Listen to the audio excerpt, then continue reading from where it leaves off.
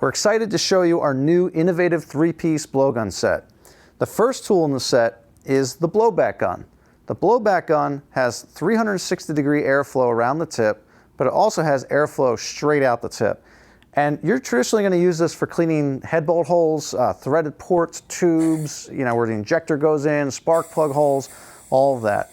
This helps get the threads clean on the sidewall and force all the debris that's sitting in that pocket and blow it back out. So we call it the blowback tool. There's really nothing like it on the market, and really tremendous for any wrench, any guy that's working in the shop. The second tool in the assortment is the Airbender. The Airbender is an extremely versatile blowgun. It's basically a 90-degree airflow, but it keeps the blowback away from you. So if you're cleaning a part, you can hold it comfortably in your hand and kind of angle it to the floor. If you have a hard to reach area or around like a cooler line and you're just trying to reach in there, this gun is really tremendous for that. But it's simple in concept, but also very versatile and actually innovative. There's not a lot of equipment out there like this.